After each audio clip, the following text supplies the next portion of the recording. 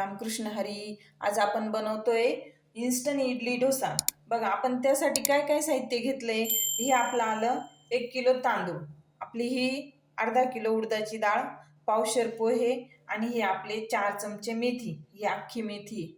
आपण काय केलंय, हे तांदूळ आहेत बरं का, हे आपले 108 ह्या नावाचे तांदूळ आहे. रेशनचे तांदूळ असले ते पण चालतील, पण ते नव्हते माझ्याकडे. मी हे दुसरे बारीक असे जुने तांदूळ घेतले.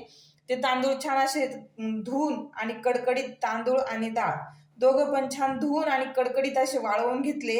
आणि आता आपण याचं काय करणार आहे, छान असं मिक्सरमधून पावडर बनवून घेणार आहे. नाही मिक्सरमधून तर आपण घरघंटी असते, त्या घरघंटीमधून सुद्धा असं 3 नंबरच्या चाळणीने जर दळून आणलं ते सुद्धा चालतं बरं का. तर मी तसं न करता आपल्या घरीच मिक्सरमध्ये दळणार आहे. बघा आता दळून घेते छान असं पीठ. बघा आपण हे असं मिक्सरमधून काढून घेतले. बघा आपले दळून झाले. मी आता एकदम छान असे एकत्र करून ह्या पॅक डब्यात भरते बरं का. हे एअरटाईट डब्यात भरून आपण हे 2 महिने सुद्धा वापरू शकतो. मी आता हे डब्यात भरते बरं का एकदम छान. बघा आपण आहे ना तेच पीठ आता 2 वाटी पीठ घेऊ आणि भिजत ठेवू बरं का डोशांसाठी.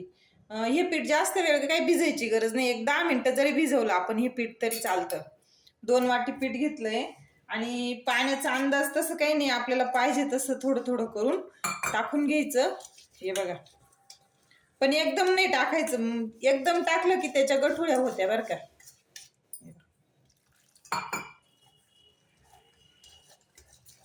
अगदी 10-15 मिनिटं जरी हे पीठ भिजवलं तरी आपला नाश्ता अगदी झटपट रेडी होतो बरं का. आपण आता याचेच डोसेही बनवतो आणि इडल्याही बनवतो. नाश्त्यासाठी जे पाहिजे ते बनवू शकतो. हे बघा आम्ही आता यात मीठ टाकून आणि 10 ते 15 मिनिटं झाकून ठेवते. त्याच्यानंतर आता आपण लगेच डोसा बनवून घेऊ बरं का. बघा 1 वाटी पीठ घेतलंय, हे दुसरी वाटी. हे पीठ आहे ना आपण छान असं पाणी टाकून मिक्स करून ठेवू. तुम्हाला दाखवते मी मिक्स करून. बघा आपण हे पीठ रात्री कालवून ठेवलं होतं. आता चेक करू बरं का कसं झालंय ते. छान फुललंय बघा, एकदम मस्त फुललंय हे पीठ. मी आपल्यासाठी ना एक व्हिडिओ टाकलेला आहे बरं का ह्या पिठाचा. मी असं तांदूळ डाळ भिजवून ठेवलेली नव्हती, फक्त पीठ बनवून ठेवलंय. ते पिठाचं डायरेक्ट रात्री भिजत टाकलं आणि आता बघा किती सुंदर झालंय. आता यात आपण मीठ टाकून घेणार आहे. मीठ टाकून 1 मिनिट छान फेटून घेऊ बरं का आपण. हे बघा असं छान असं पीठ इतकं सुंदर बनलंय ना बघा, अगदी असं. आता आपण इडलीच्या भांड्याला थोडं तेल पाणी लावून घेऊ. बघा याला तेल पाणी लावलंय. आता आपण असं छान भरून, आणि मी तिकडे गॅसवर पाणी ठेवलंय, त्यात अगदी अर्धा लिंबू टाकून दिले त्या पाण्यामध्ये, जेणेकरून आपलं भांडं काळं होणार नाही. आता आपण एक एक करून असं सर्व पात्र भरून आणि ठेवून देऊ. बघा आपण भांडं लावलंय. आता हे ठेवू आपण झाकण आणि 12 ते 15 मिनिटं असंच वाफ भरू देऊ. अगोदरचे 7-8 मिनिटं मोठा गॅस ठेवू आणि नंतर मीडियम गॅसवर होऊ देऊ. बघा कुकर लावला इडलीचा. आता कुकर होईपर्यंत आपण चटणी बनवणार आहे. आपल्याकडे ओलं खोबरं नव्हतं, ही घेतली खोबऱ्याची वाटी, शेंगदाणे, डाळ्या, ही कोथिंबीर, 2 मिरच्या, थोडा अद्रक आणि 2च पाकळ्या लसणाच्या. आपण ह्याचं आता मिक्सरमधून काढून घेऊ. आपण आता हे ना चेक करू बरं का, झालं का. गरम आहे, बघू आपली इडली कशी झाली.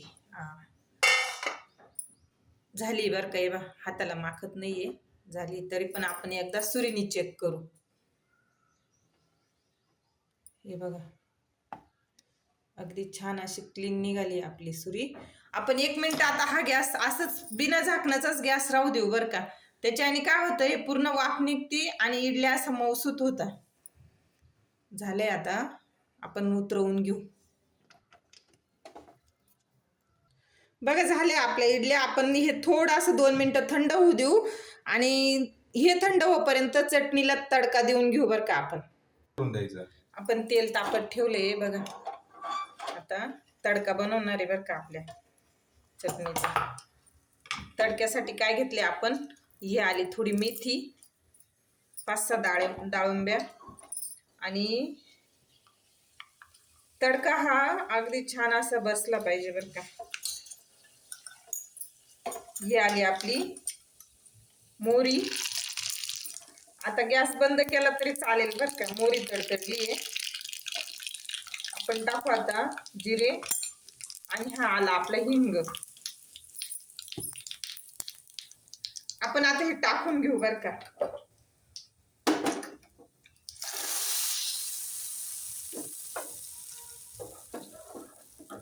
बघा आपली चटणी पण तयार आहे, इडली तयार आहे.